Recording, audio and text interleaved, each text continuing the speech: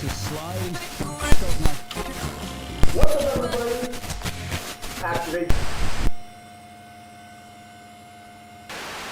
What's up, everybody, and welcome to another episode of Activ8 Radio. And we are here to activate your mind while we entertain and educate. And John Fosco is on vacation, attempting to relax. What's going on, guys?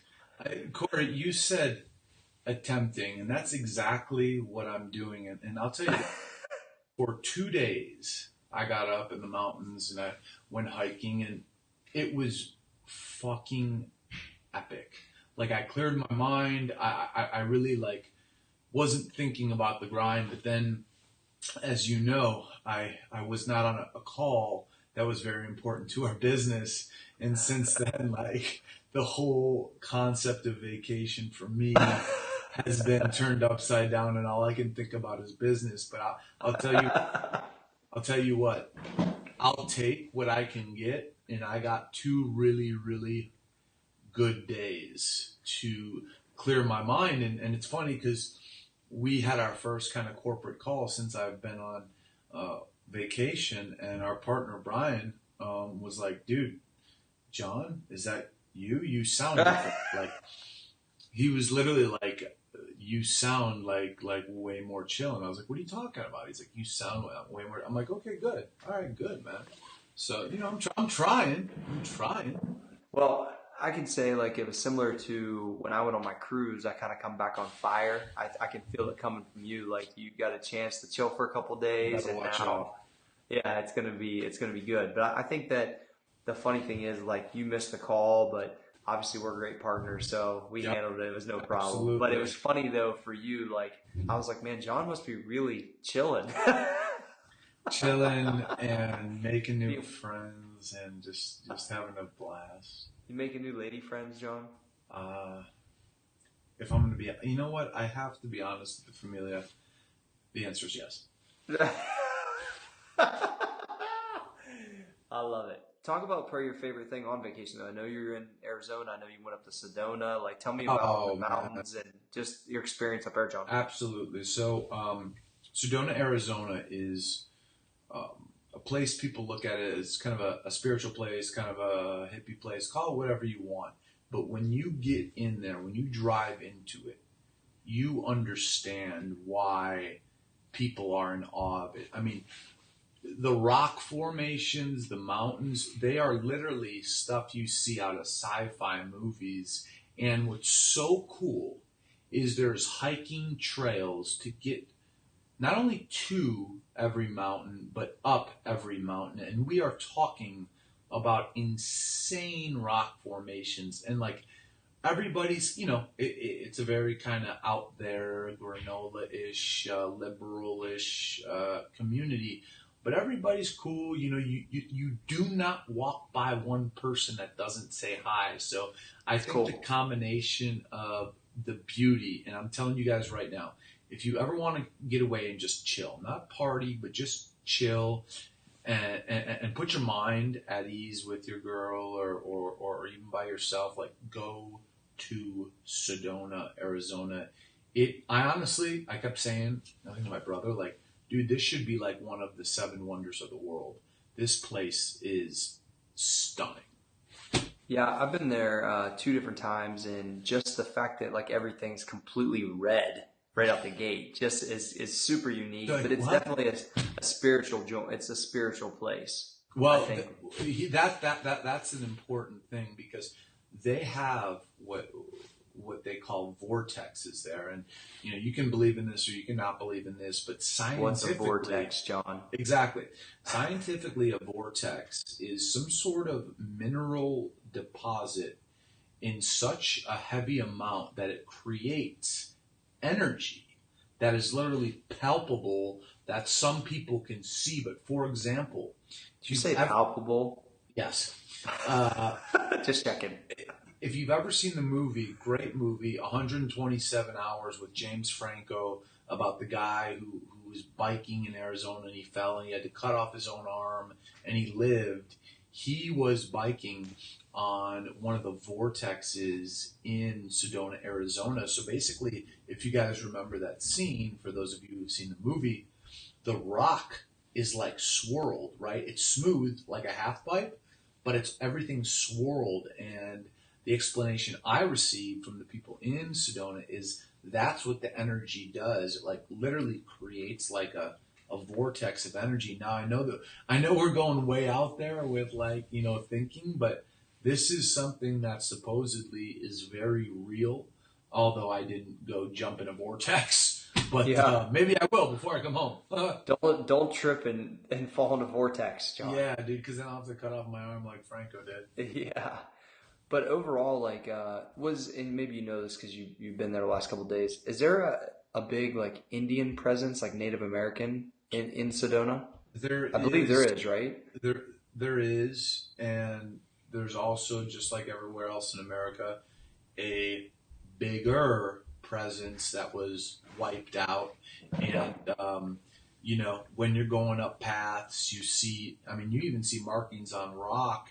And somebody was showing me an area where they believe the markings on the rock inside this cave, were over 20,000 years old. So it's not only Native American influence, but it's like we're talking caveman era stuff. So it is I can say this, I've never been to a place in the world like it, right? It's that unique. Actually, there's Ronda, Spain, which I'm not going to get into. I'll get into later. It's like a city in the sky.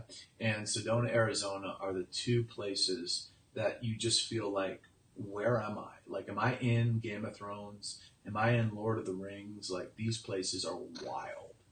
That's pretty cool, though. But you got you got to do some unique stuff and relax. So, dude, hell yeah. How, this is one thing that I'm going to do. I mean, periodically, whether it's a long weekend or it is a week, like quarterly try to do something.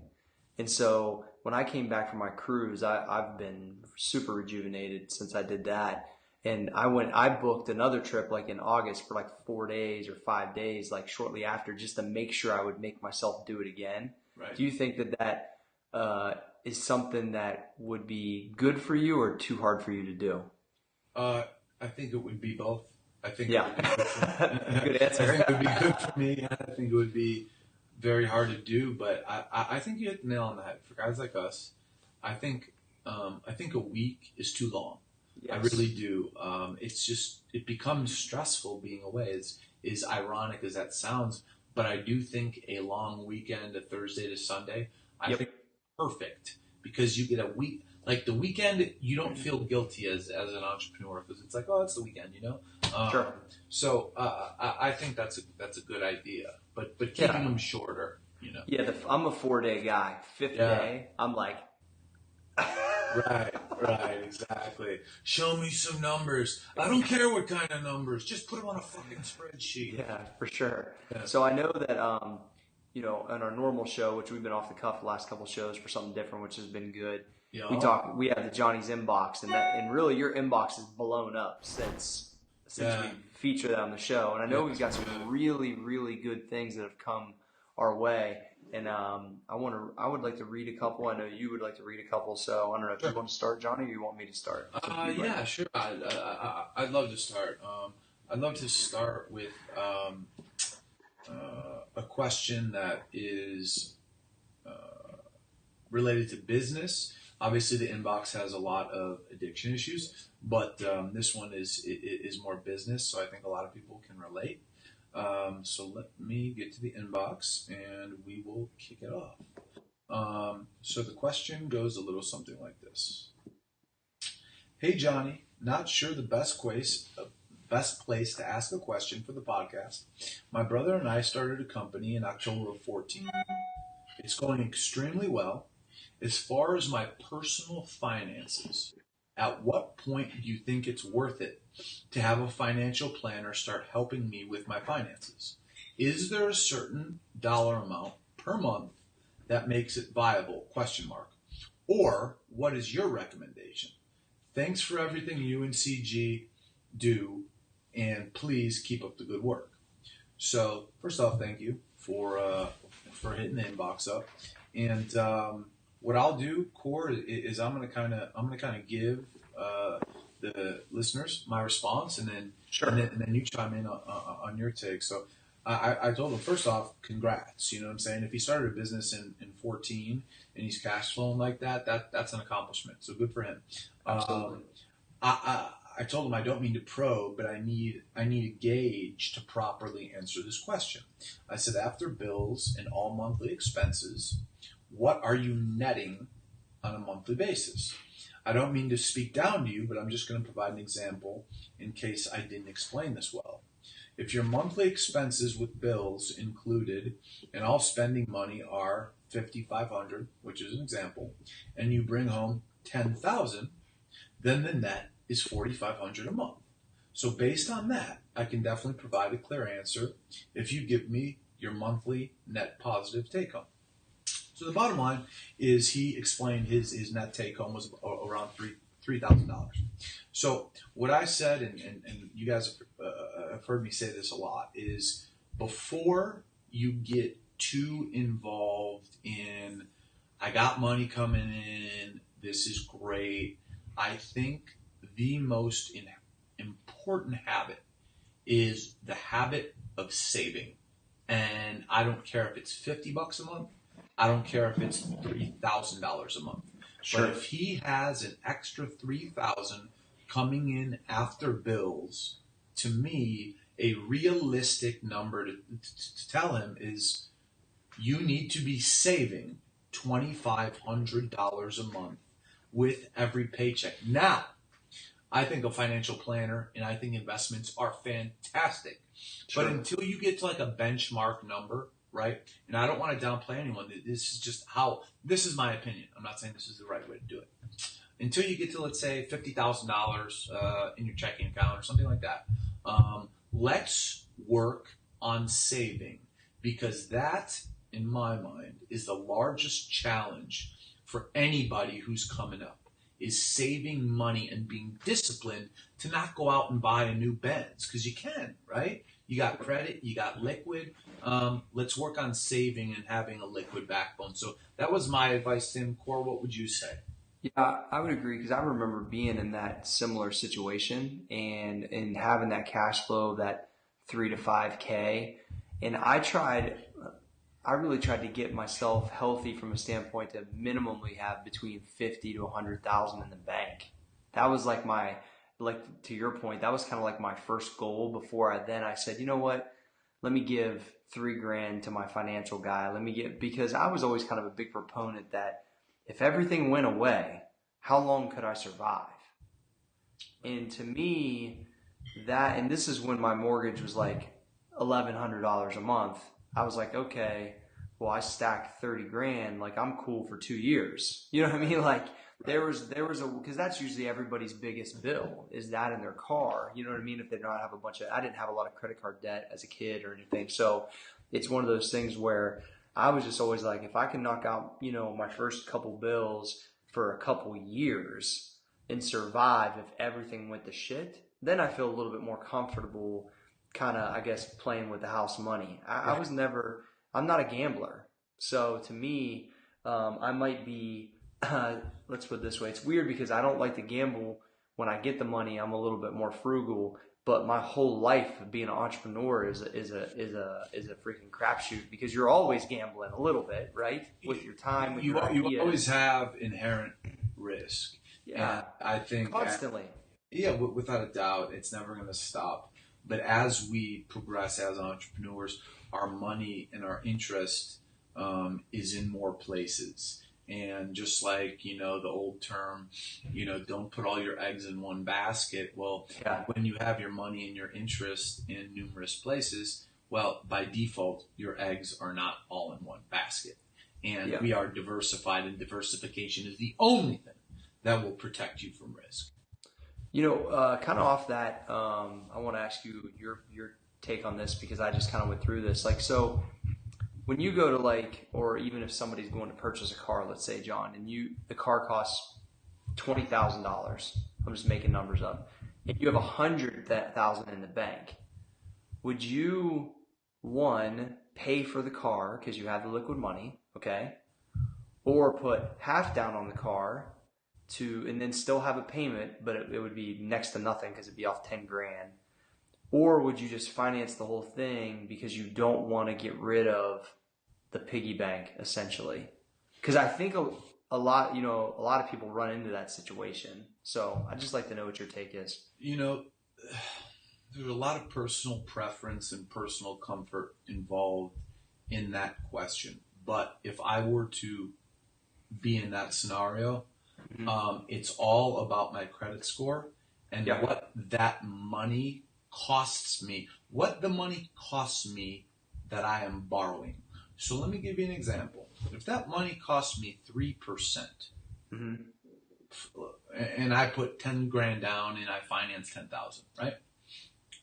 I'm going to never in a million years pay 20,000 down and just pay it off, because 3% is the cheapest money out there. If you look at market ratios, the market on average, if you put it in a conservative mutual fund, you are going to have a blended average of an 8% yield a year.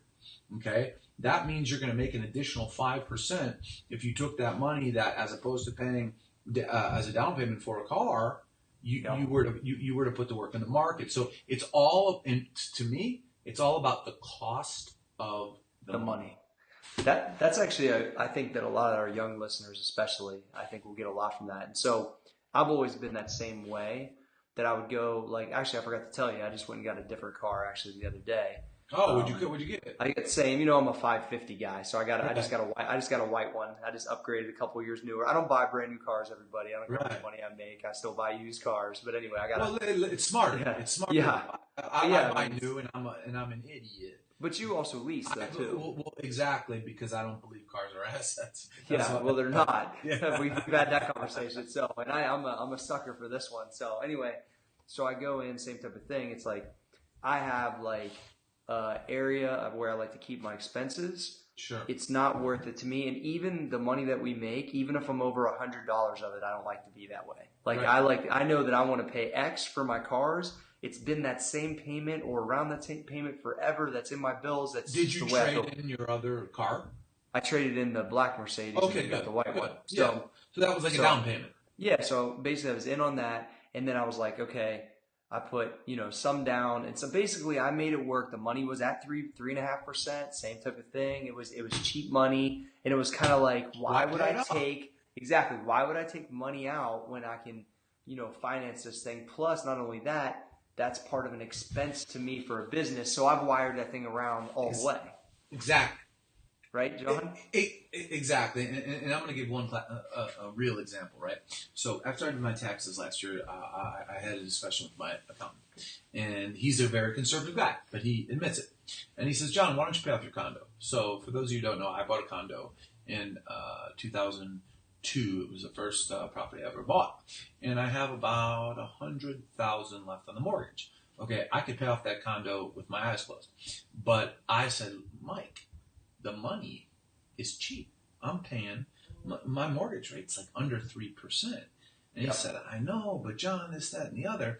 And the reason I'm telling you guys this is because I'm just like Cory, I put my money where my mouth is. I'm not giving you advice that I don't follow up.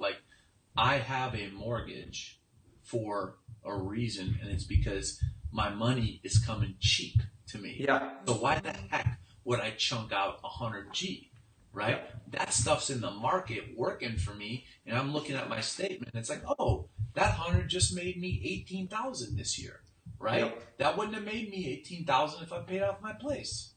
No, it's done. And with the way real estate's going, I mean, it depends on what market it's in, but you're probably not going to, you'd be borderline to get that back rate that each year after year, 20 grand. I mean, that's right. So my thing is I looked at it, like you said, cheap money.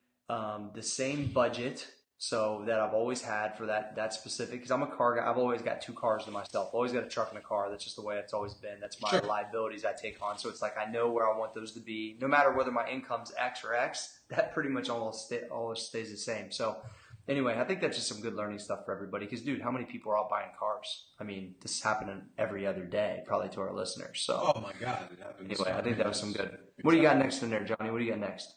I got so much, man. I literally have to go through them. I think we'll probably go to something that touches on some substance abuse stuff. Sure.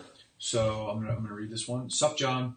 First off, Activ8 Media is fire. You and Cory are changing so many people's perspectives for the better. You've changed the way I feel about doctors prescribing painkillers. I just had to have emergency appendectomy. I just had last night, and the doctor wanted to send me home with Percocet, and I proudly, Cory, clap, please. I would clap with my hand on the floor. And I proudly declined and said, "No, thank you, sir. It's just time to get fucking tougher." I like that. I'm snapping that. I'm dropping the fucking mic on this fucking motherfucker. I'm dropping this fucking mic. I'll break it, motherfucking. The mic was dropped on that fucking shit. You guys hear? I'm gonna fucking repeat that. I'm gonna repeat. I just had to have emergency appendectomy surgery last night, and the doctor wanted to send me home with Percocet, and I proudly declined and said, "No, thank you, sir. It's just time to get fucking tougher." I like that. The mic's dropped. That's dope, John. I like that. I'm snapping that. I think the thing that's awesome is that person right there. Oh shoot, hold on. I was snapping that, and now it's playing. Yeah, I you can hear me. Sorry. Here, let me finish his comment because this dude's a bad mofo. My dad a few years back was addicted to painkillers after having back surgery and is free of addiction. So after having that addiction gene in my blood, it probably would raise the chance of me getting addicted to medicine like that. I thank you and Cory for everything y'all do. I'm a proud member of the La Familia and always will be. Keep saving lives. Wow. John, that's the one right there. You know what's so crazy is like we get together twice a week, the talk shop, talk about stuff we care about, talk about current events, try to attempt our best to teach and impact. And one message like that, dude, is worth it all, Johnny. You know, every time that it's a little hard for us to get together, or you know, you're traveling, we're making time to do these all weird hours, but that right there makes it all worth it, buddy. It's pretty cool. I'll tell you what, if I could have seen, I'd have paid about $10,000 if I could have seen that dude say, "No, thank you. I'm just gonna be a little fucking tougher." Right? That's awesome. Fucking doctors. That's the truth, though. Look, when I talk to some of these old cats, they just think we're fucking soft nowadays, bro. Oh, great point. Okay, so I was telling Cory off air that the other night there was a town hall on the opioid epidemic in the United States, hosted by Anderson Cooper, Dr. Drew Pinsky, who a lot of people know from Loveline, Dr. Sanjay Gupta, all prominent physicians in the United States. We're talking about the opioid issue. And basically, Dr. Drew said, 10 years ago, he warned everybody that this thing was not a tidal wave coming to hit us. This was an absolute tsunami. And if we do not get vigilant, even if we know nothing about it, if we do not get vigilant as individuals, we are doing a disservice to everybody, to our youth, to our children, to our family, to everybody. So I call, guys, it may sound cheesy, but the most classic line in American history is John F. Kennedy, not ask what your country can do for you, but what you can do for your country. It's like, I'm calling on all you guys, man, just to fucking perk up a little bit and pay more attention to this shit if it's not affecting you. Because, dude, I mean, every day the government is passing more and more bills to basically, there was a police chief on the show, and he was saying how he's just been funded to have something called Narcan, which brings people out of comas when they overdose, and it saves lives. It's like the police are changing the way they view drug users, and the way they're looking at them now is, we are not against you. We are on your side. You have a disease, just like diabetes or cancer. We get it now, and we're gonna fight this battle with you. So, guys, this is the beginning stages, and nothing happens quick. But I'm telling you right now, the familia is so strong, and we appreciate you guys. We love you guys so much, and do not ever think. And Steve Jobs was famous for making this a very clear point. Do not ever think that you cannot change and affect the world. Do not ever think that.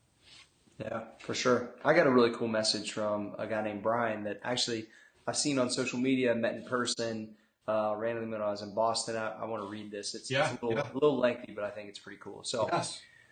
All right, so Cory G, today on my way into the battalion spaces after my workout, I listened to you and Johnny's podcast per my usual routine. Yeah. But today, when Johnny was reading from his inbox, Johnny's inbox, once again blowing up, it hit me that I needed to drop a note in yours. I want to thank you for what you're doing and how you've had a positive influence on my life. I'm not sure if you remember, but roughly 6 to 7 years ago, I was tweeting you about supplements and workouts in the old Muscle Farm days. One of my favorite memories is when you sent me a Marine Corps birthday workout. I still refer back to it. In fact, I still have all the original Muscle Farm salt containers buried in my house, which reminds me of progress I made in my life. A few years later, you took myself and some buddies out to dinner in Boston on one of your Reebok visits. I remember this because these guys, I took them out to dinner. They showed up at this restaurant, John. I just tweeted them. Like 8 guys show up. And dude, in the first 5 minutes, one of the guys spilled water on me. It was classic. I forget his name, but he was like, damn. That was pretty funny. Anyway, all right. Since then, we were just sold on your brand in general. We were sold on your values and drive.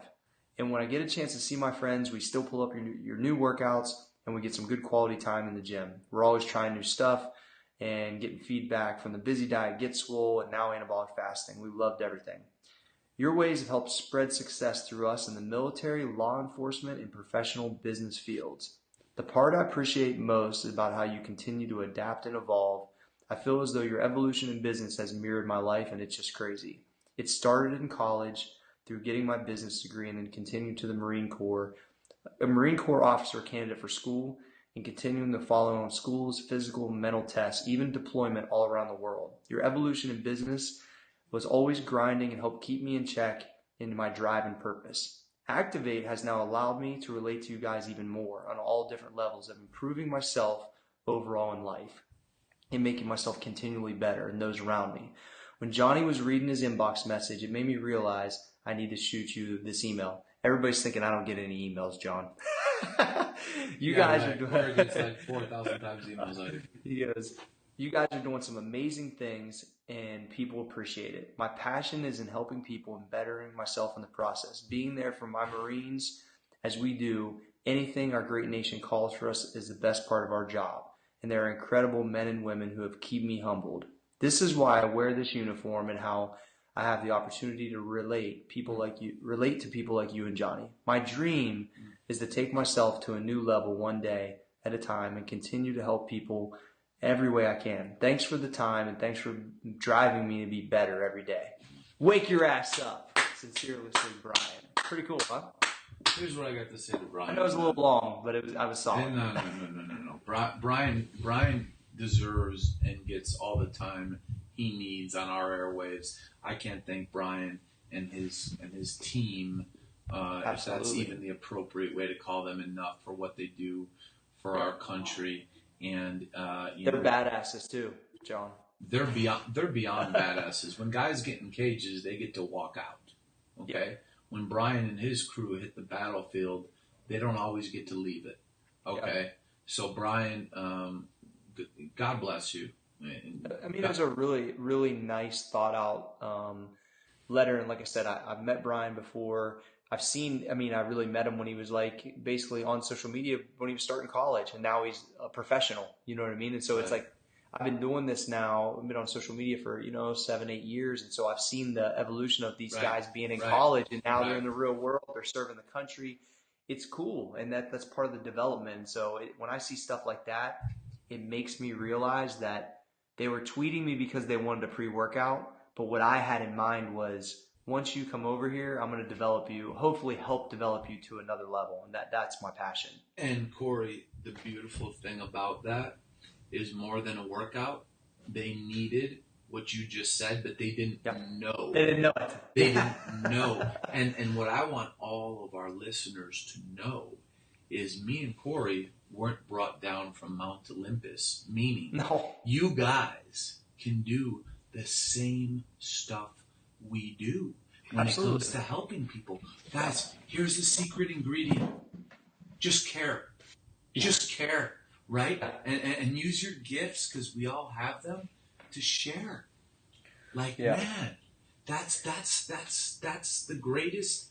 Honestly, Cory, that's the greatest gift anybody, I believe, could give you, could give me, is carrying on what we're trying to do and affecting others in their daily life. And what I've seen, John, is like, because I've kind of been in kind of like the spotlight socially for 6 or 7 years, I've seen so many kids that were coming out of high school that want to be a trainer, that have dove into all this stuff, and not only, hopefully are being good trainers in gyms, but also like going the extra step with their clients, telling them to read this book, telling them to listen to this podcast. Like, I believe it's truly, it's mind and body. And so I think that, as we continue on with Activ8 Media, as we write books, as we speak, as we get out in the community, like, this is it, man. So anyway, I got to hit another one of my inbox that's kind of similar to yours, and it's pretty straightforward.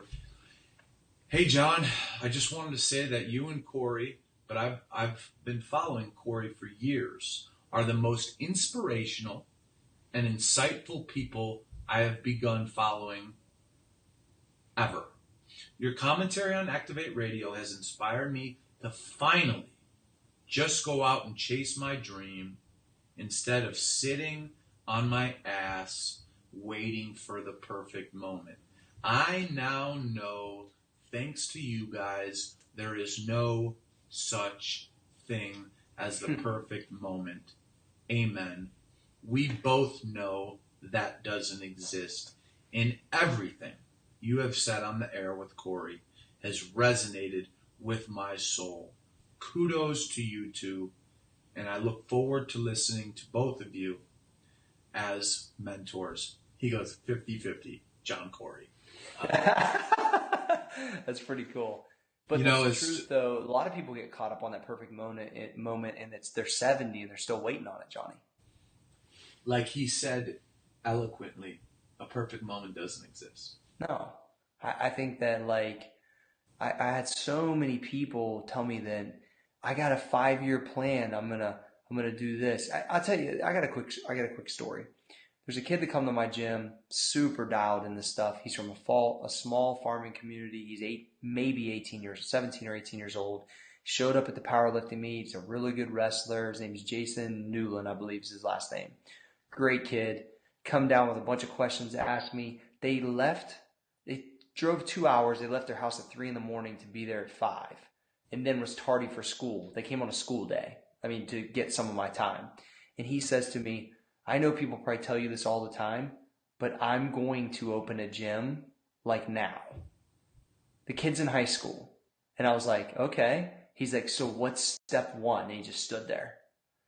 And I said, well, and I kind of have an idea where he's from. I was like, there has to be a farmer or a friend or somebody that has 1,000 to 2,000 square foot in your little farming town that will let you come and clean it out, get your crew together, get some weights, and start it.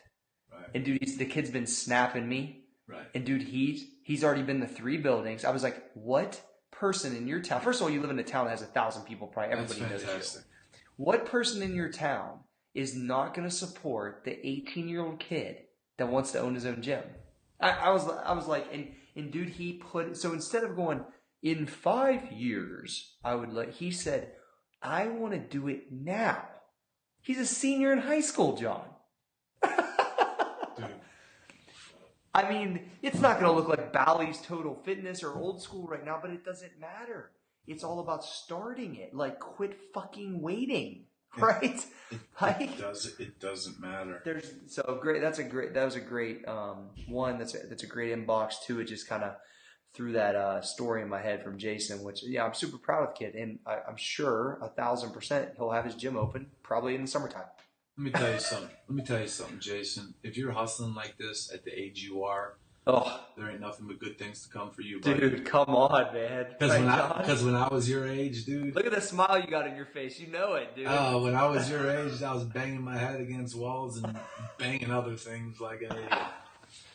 But so here's the difference between the the resources, John, that these guys have that are free, for God's sakes. Free. This is free. What we're doing is free. Free. Being on time is free. Looking people in the eye is free. Listening is free.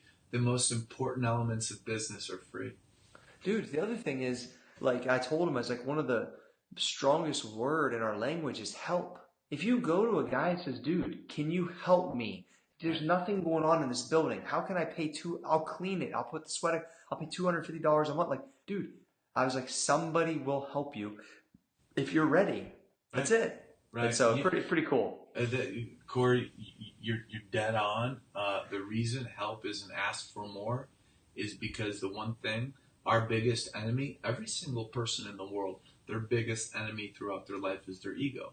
That's why help isn't asked for more. Only if it would potential be unlocked at a level that would be unprecedented. I've tried to use it dramatically more as I've learned my weaknesses get more exposed. Everybody has them. So you've heard me say it multiple times, John, I'm going to need help with this. Dude, if you want to lead people, if you want people to listen to you, if you want to have a voice, if you want to help, no one wants to listen to and know it all. People are good at things. They have strengths, but for every strength, there's a weakness. So anybody who wants to come off acting like they have all the answers, man, no way. Just go the other way. Because I'll tell you what, man, I can give you a laundry list of shit I suck at. But the key is, though, the things we're really good at, I'm going to fucking kill it. Oh, I'll kill it, and if you get in my way, I'll run your... that's Cory. the thing. I'll run your fucking ass over. You got to find out what you're in. You just kill it, and that's what and that's what it's fitness, it's sales. Like, we're really good at certain things, but it's like those other things you're not. You try to get better at them. You get people to compliment you. If you have a good partner, he's better at than you. That's why you're partners. So, and that's what Dennis Capps that we talked about that one day. He really hit on that big time, and that was a huge point when he talked about that. So, when you talk to anybody who's really in tune with business and actually is talking business, not trying to tell you what they've accomplished or how good they are, they will explain to you that accomplishing and building businesses is so hard, and it's legitimately impossible if you try to do it on your own. It's legitimately impossible if you try to do it on your own. Like, you need a partner because of skill sets, because of time, because of so many things. And Dennis Capps did touch on that very, very eloquently. Cory, I'm going to touch on another inbox that this gentleman really wanted me to touch on. Sure. So it says, hey, John, first off, I'm a huge fan of Activ8 Media. You and Cory are really changing lives. I have a question about the painkiller addiction. My mother recently was in a terrible track and field accident. She was hit by a hammer. Not a work hammer, but a track and field hammer. Wow. She shattered her scapula, 7 broken ribs, and punctured a lung. She was prescribed painkillers, of course. Now, with the recent knowledge you have given me, I was very against it. She told me she would not get addicted. But then last night, my father called me and told me my mom tried to stop taking them cold turkey and she was sent into a withdrawal episode. God, I'm very happy that we're going over this. That's my comment. Continuing, she was experiencing extreme anxiety and could not relax.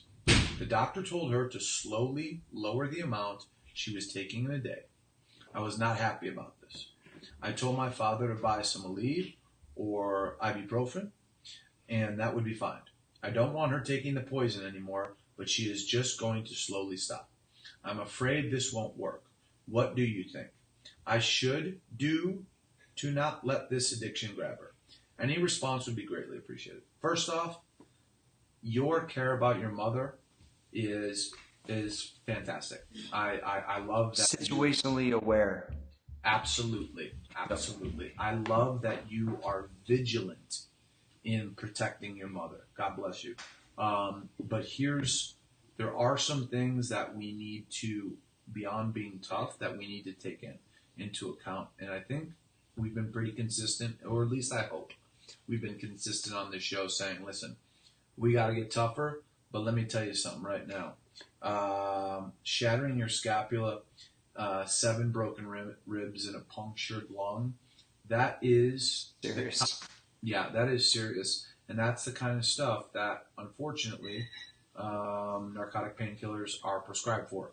So here's one thing that I don't think we've touched on that is paramount. Number 1, trying to go off painkillers after you've been taking them for literally 5 days can be fatal. If you try to go cold turkey off a narcotic painkiller, it could kill you. So I want all you guys to understand, when talking to friends, family, people you care about, if they have started it, cold turkey is not an option. But I do not blame you, because I understand where you are coming from. I'll repeat, you do have to step it down. So if your mother is taking, let's say, 3 Percocet a day, what we need to do for your mother is do this. Once the pain subsides, once she's feeling better, I know we don't want to put the poison in her. Trust me, you know how vigilant I am about that. But we take her down to 2 Percocet, right? And then a week later, we take her down to 1 Percocet. A week later, we take her down to half. And then a week later, we get her off. All of this must be shared with a doctor, because it is potentially fatal.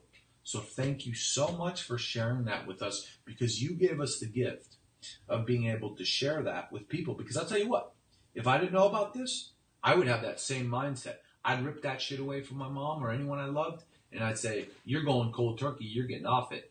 But the fact of the matter is that can kill you. Yeah, because it's a real, like, hardcore drug, and your body's in that, and not craving, but it's just, it's heroin. So you can't just go cold turkey. It's going to be bad, real bad. Right. Absolutely. Man, this thing's just, it's crazy, because I think I'm so removed from it, John, but it's wild that it seems like everybody's encountering it. Cory, I'm going to say something that's going to bother you, but I'm going to tell you because it's the truth, and you know me. You have 3 children. At some point in your life, you're going to deal with something regarding this that's not going to be fun. And well, it's a percentage. It just is what it is. Exactly. 1 out of 3. Actually, I talked to my son yesterday about prescription pills, because I was talking to the football coach at the local high school. He just said, dude, we got a problem at the high school. Really? He's like, well, because there's disposable income here, because I live in a community that has money. It's in the country, so it's not very big. Right. But there's a lot of parents that are traveling, that are big business people. Kids got cash, and absolutely. I mean, it's a problem everywhere. Right. But when you have a community that has disposable income, it's a bigger problem, I think. That's a great point. And one thing that I believe it was my dad who pointed out when that special was on CNN with Anderson Cooper. You know, I asked him, I said, wait a minute. My dad's 70. When you were 20 and you broke your leg, what did they give you? Right? Wait, time out. What did they give you? What did he say? Maybe acetaminophen, which is like aspirin. right? Yeah. Maybe Tylenol. I asked my Yeah, mom. probably Tylenol. Yeah, my mom was an athlete. My mom was a volleyball player. So I said, Mom, what happened if you broke your knee? Yeah, maybe aspirin, maybe Tylenol. I mean, guys, there is the fucking answer. Like, it's great that police departments are carrying kits to stop overdoses and to bring people back to life. But to me, that's a Band-Aid. Okay? Yeah. And I don't want to knock that because I think that's great that they're opening their mind. But Yeah. we got to attack it before it fucking gets there, dude. And it's just like, I'm going to say it again. I think about this stuff all night long. Like, I'm a firm believer in you do not cross someone's boundaries, dude. My shit's my shit. You respect it. I'm going to tell you right now, my advice to you, and this is my advice, you cross your father's. You cross your father's boundaries if this stuff is involved. And if you have a question like we just had, like how does he wean off of it, please ask a physician. Please ask us. But I'm saying cross boundaries. Because when you have a tsunami, like Dr. Drew said, this is a tsunami that's coming our way and destroying us. It's killing us. You have to take the most drastic of measures. And guys, crossing boundaries is very drastic. And I'm sorry, that may sound vicious, but I'm telling you to do it. That's my advice. Well, and the other thing is, like, just to be aware of it. So, like, because it really hasn't entered my life a whole bunch, and I'm hoping it doesn't. God bless.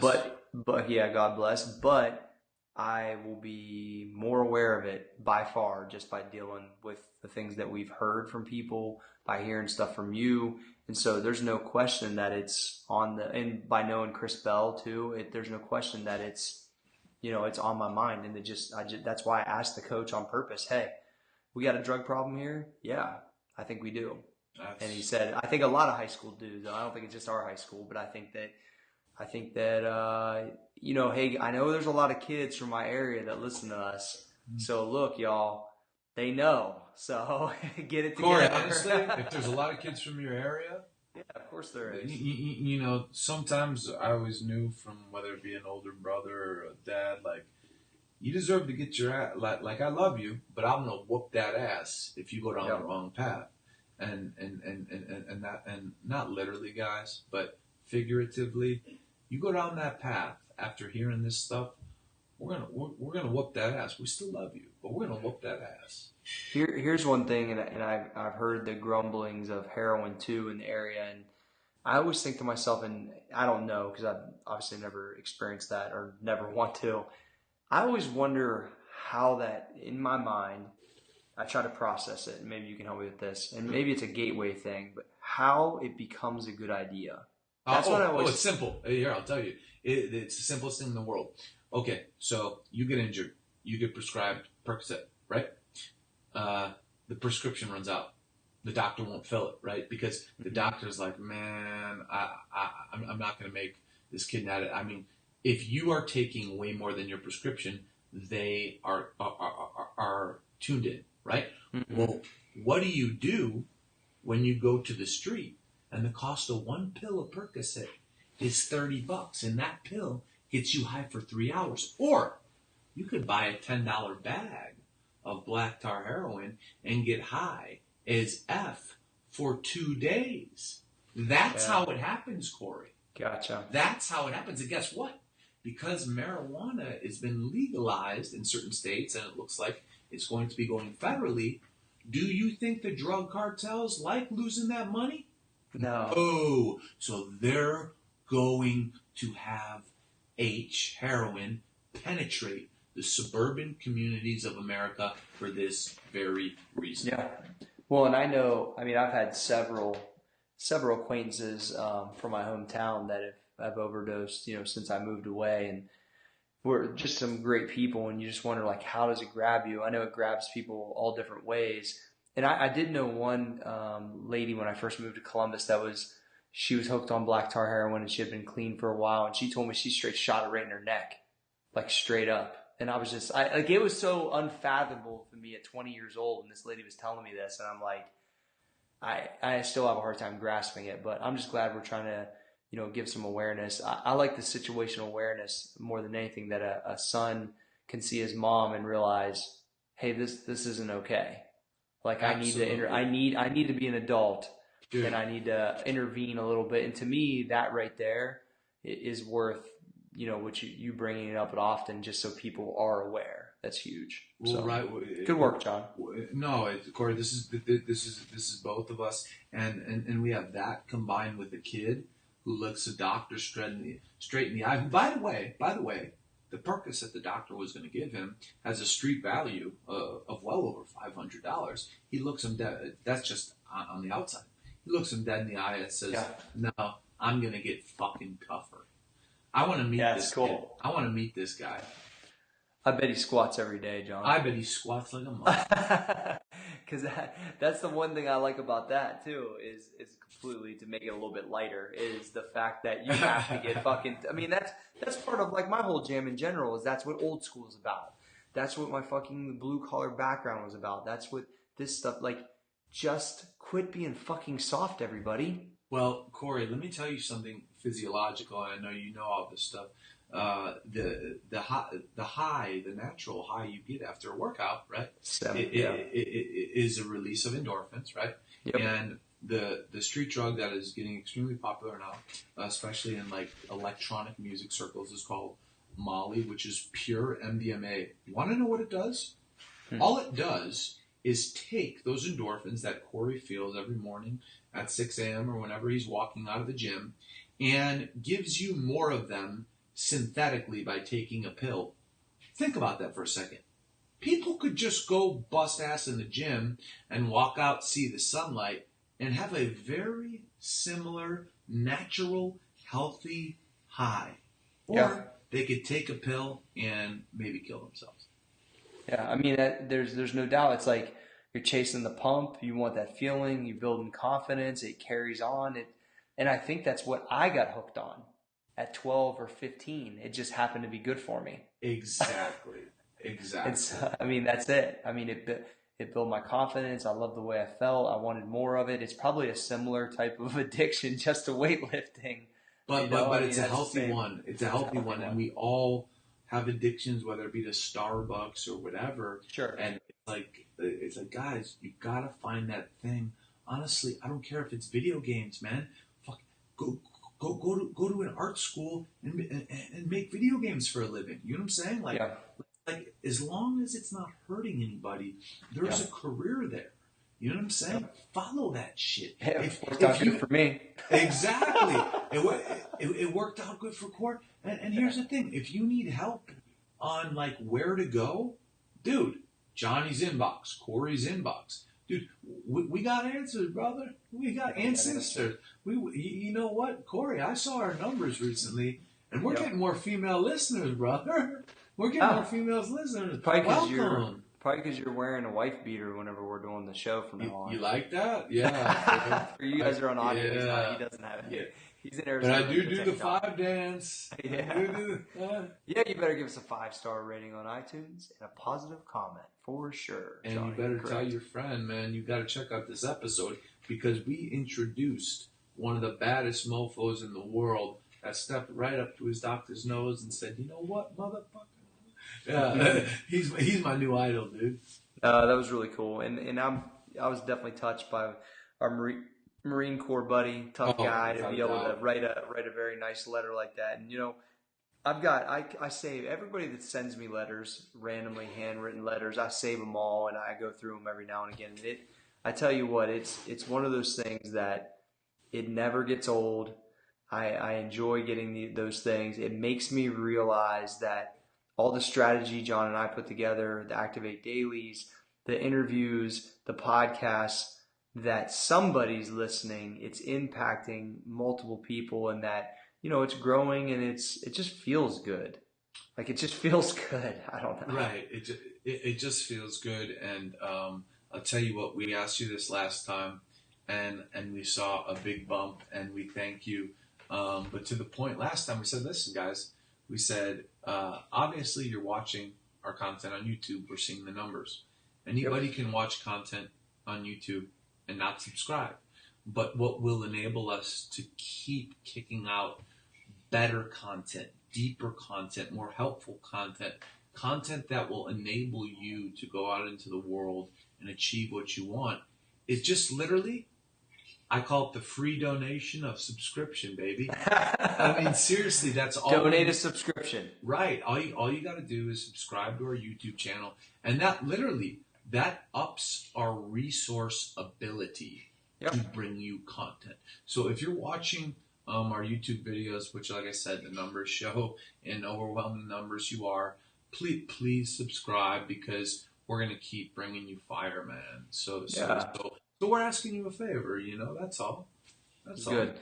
Johnny, I think that I'm going to do you a favor as a partner and say it's time for you to go out to eat with your family. I think we need to wrap this up. Brother. I got a couple things I want to say real quick. So bring it. I want to make sure that everybody tells their friends and family about Activ8 Media. Go subscribe on YouTube, like Johnny said. Give us a 5-star rating here on iTunes. Text somebody, let them know about the show.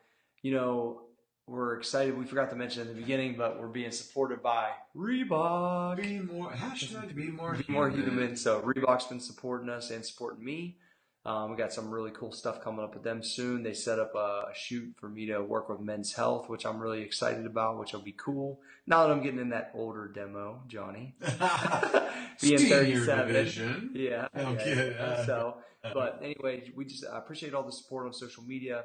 Everybody's been giving me love for the crazy content that's been going out. The Activ8 dailies, I believe, are getting better since John and I just really kind of embodied that on a regular basis, and I enjoy doing them. And so just stay tuned. We got more coming, and go ahead and wrap us up, Johnny. Guys, thank you so much. This episode was obviously based on everything you keep giving us, and you keep increasing the messages. So thank you so much. Again, this was dedicated to you guys. Hopefully we were able to provide some guidance and some tips that you guys can use. But just because the podcast drops on the days it drops doesn't mean we're not available to help on the days it doesn't. That's what Johnny's inbox is for. That's what Cory's inbox is for. And we are going to dedicate our lives to helping you guys every day. Okay? So you just listened to Activ8 Radio.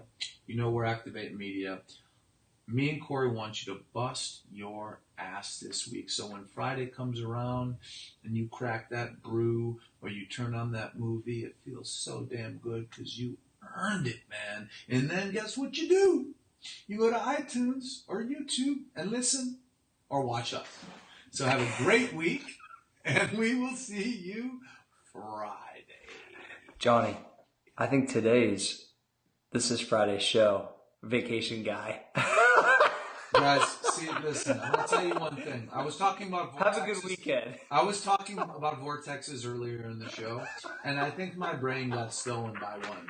Okay? But you was already so all in. I was all in. I was jamming. I was going to wait till you were done I gotta tell go you back that it's Friday. Hey, guys, I seriously have to leave because I have to go back to Sedona and get my brain. You guys have a good weekend. Drink beers on us. Activ8 out.